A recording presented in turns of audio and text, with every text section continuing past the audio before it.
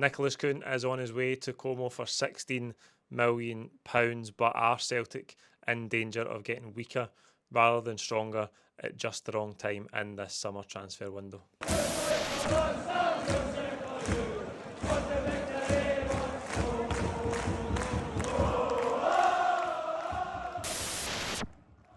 Yes, folks, what's happening? Welcome back to the channel. It is a Thursday transfer update. First of all, apologies that it's took me this long to make a video this week. We've been doing some decorating in the house. I've been storing some stuff in here, not been able to make a video, and a lot's been happening. There's been a lot of transfer deals that have gone through both in and out of Celtic since I was last with you. And there's big news today regarding Nicolas Kühn, so we're going to talk about all of that. And we're finally going to assess the forward areas of the squad, which I've been promising you for a couple of weeks now, with the official arrivals of Nygren, Osmond, and then the potential departure of Kühn as well. There's a lot to get through in terms of that, but we will start with the big news. First up tonight, that Nicolas Kühn is said to be on the way to Como. Fabrizio Romano, the stealer of all joy in terms of transfers, he would sell his granny to get a transfer scoop.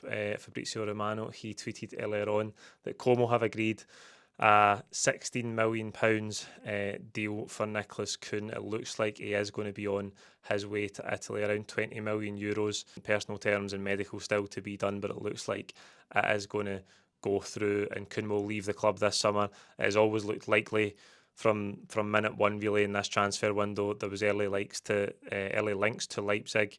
Those were quelled a couple of days later, but the Como interest followed shortly behind it, and it looks like his next destination will be Serie A, to go and work under Cesc Fabregas there, and it represents a huge profit for Celtic. We brought him in for £3.5 million around 18 months ago, and there's been a lot of talk about, is that a good deal for Celtic? Is that a good return on the investment? It's nearly £13 million in profit after all is said and done, which I think represents a healthy profit.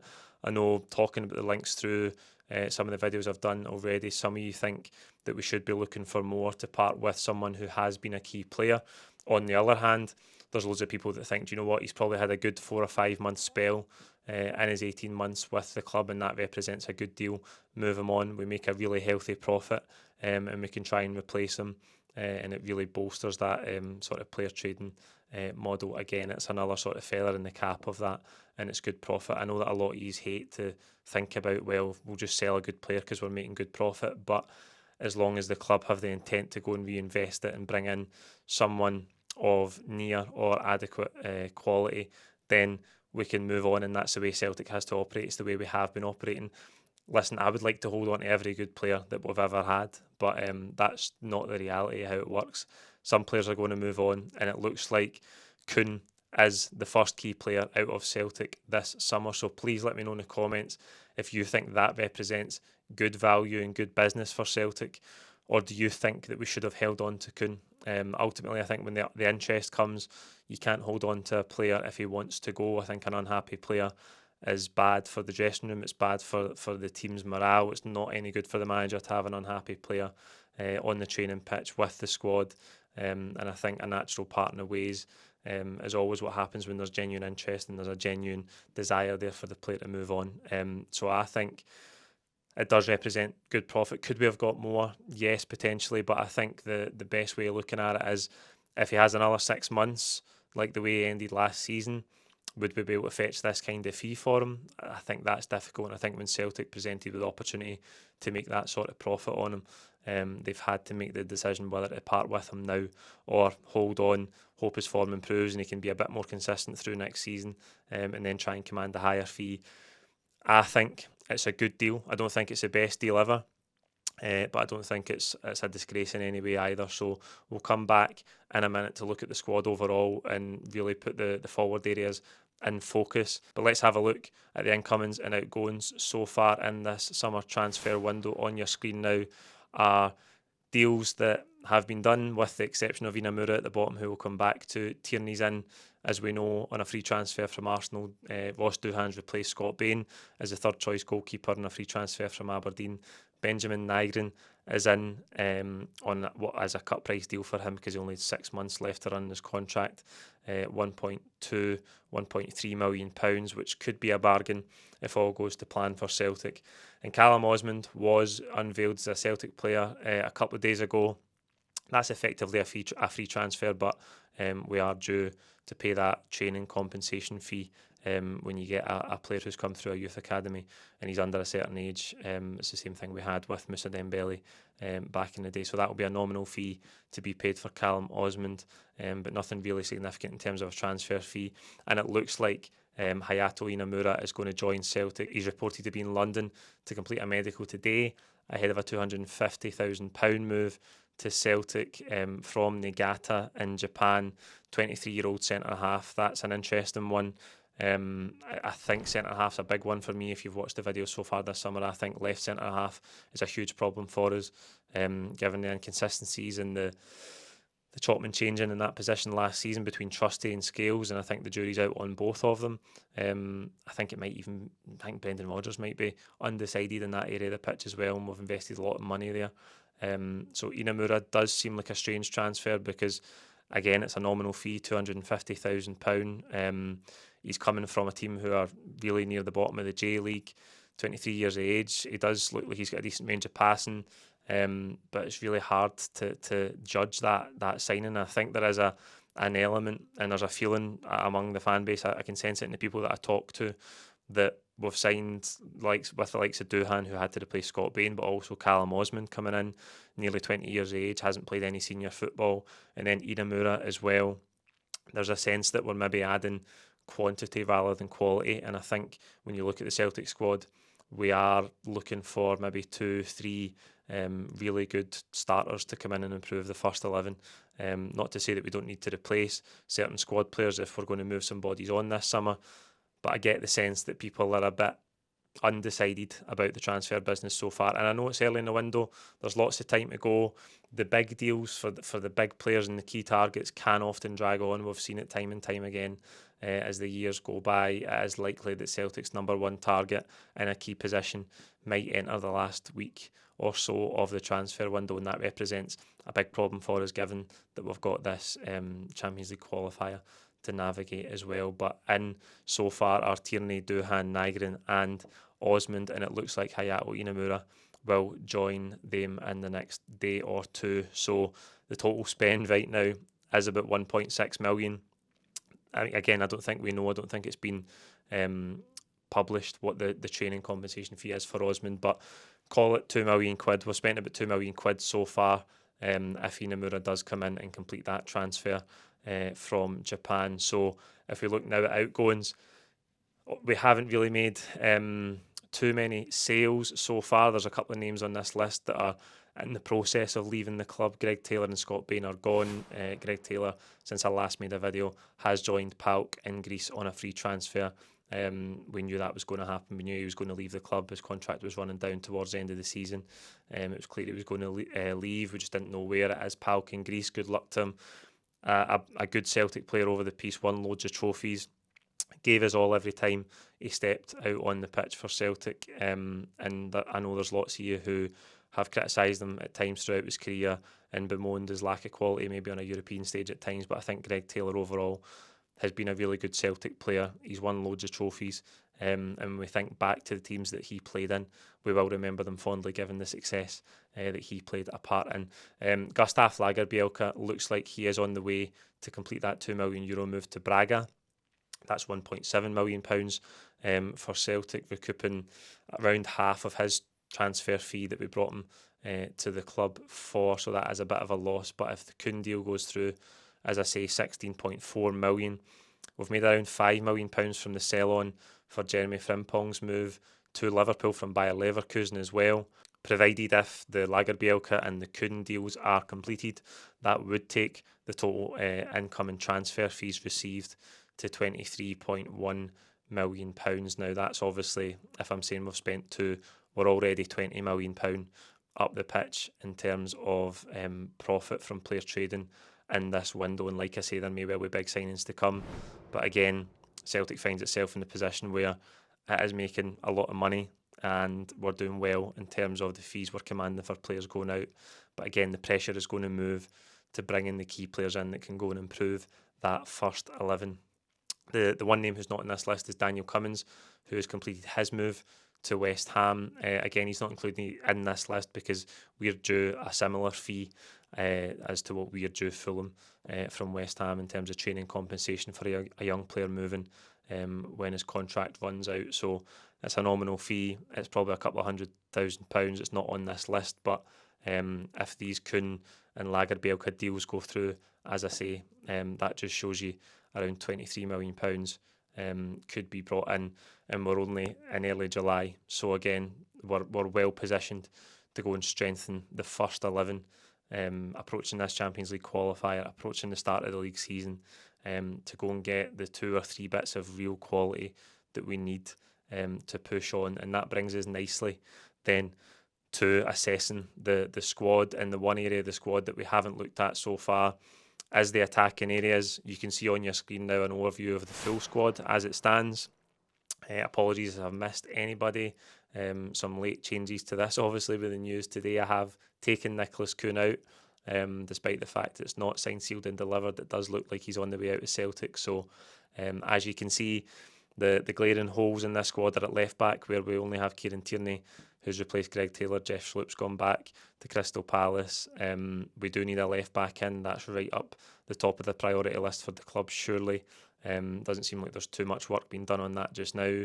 Inamura, there's no way he can be considered a first choice left back. Can he play from the I know he's a left-sided centre-half. Can he play as a full-back as well? I think that's a bit of a reach. Moving on, we've looked at midfield in detail so far. The focus today is these forward areas, and the departure of Nicolas Kühn may well represent a bit of an issue going forward. If you look at the right-hand side, I've put Benjamin Nygren in there. I know that some people think that he will play more of a central role for Celtic, and that's to be seen. I don't think we'll really get an understanding of where Brendan Rodgers sees him fitting in the starting 11 until we've maybe got 5 or 10 games under our belt this season. But I've put him in on the right hand side just now. That's predominantly where he's played most of his football in his career, despite the fact that he has that versatility. Then we've got James Forrest and Yang.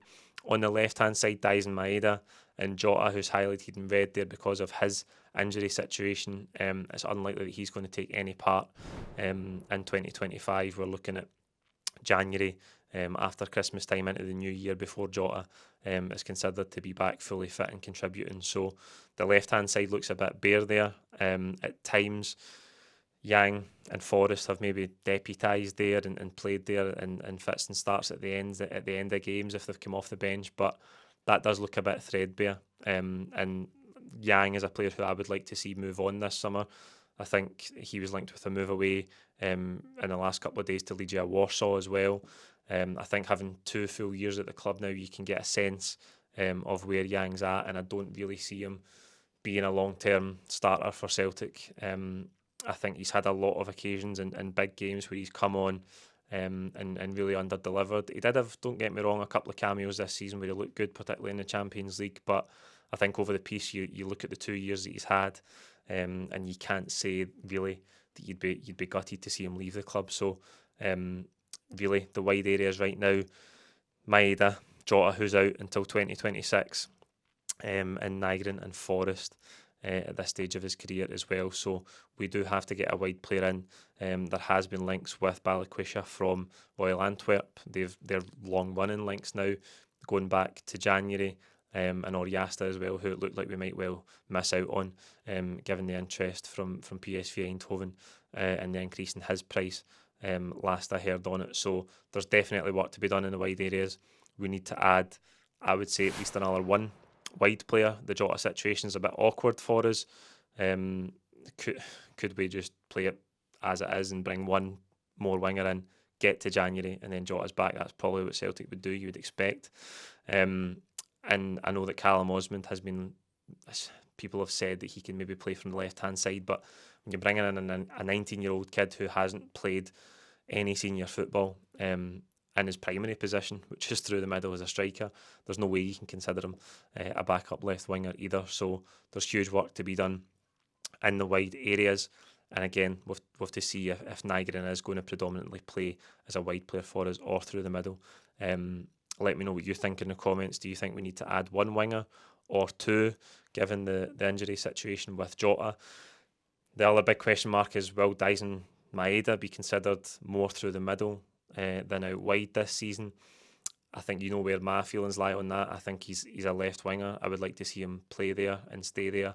And I really think we need to bring in a first choice striker. And if he's not a first choice striker, someone right there to push Ida, someone of real good calibre who we go and invest in, because we can't forget that we did lose Kyogo last January. And if you look at it over the piece, he was a huge player for Celtic. I know that it tailed off when Brendan Rodgers came in, and he didn't really have the same energy about him, but he was a massive player who scored big goals in big games, and that's a really difficult thing to buy. So we've got to get that piece of recruitment right. And if you look at it, Ida, Kenny and Osmond as it stands, it looks like Johnny Kenny's future is in doubt. There's been that rejected bid from Bolton. Whether they're going to come back and finally get a deal done is still to be seen. But I think for us, we may well move Johnny Kenny on. It was interesting, a couple of these in the comments were saying we should keep him because he's clearly got quality.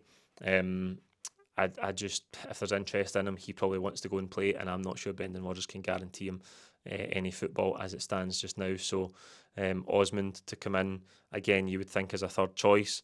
Yes, he may well be a first team player, but having played no senior football, you expect him to be at the bottom of the list in terms of the pecking order. Maybe he can impress in pre-season, but the big thing for the club from day one of this transfer window is a striker, and it has been a striker, and it will continue to be a striker until we bring one in.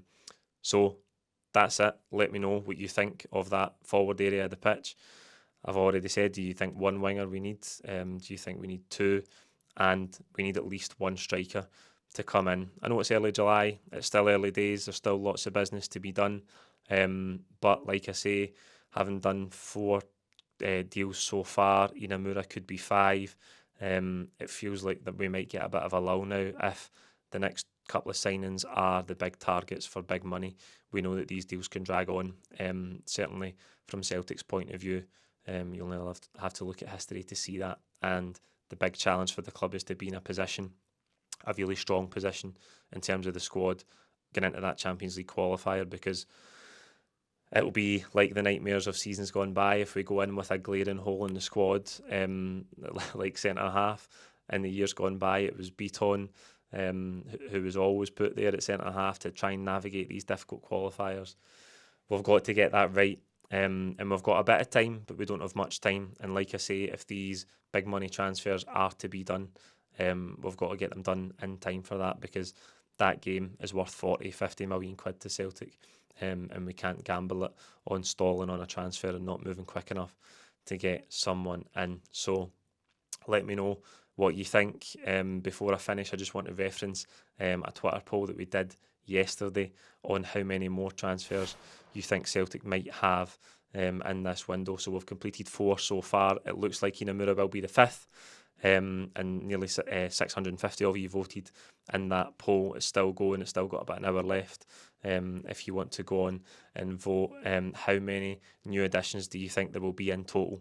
Given there's been 4 so far, and it looks like it will be 5 with Inamura. The winning number was 7, which would mean 2 new players after the arrival of Inamura. There was more than a few shouts in the comments for 8 and 9 and maybe more, because if there is going to only be 2 to take it to 7, we need a left back. A lot of you would like to see a midfield player. We've just said we might need another winger, and we definitely need a striker. So there's 4. So that means you are looking at 8 or 9. Let us know in the comments below. We'll get a bit of a debate going, and I'll see you very soon whenever we get the next bit of transfer news coming out of Celtic. Thank you.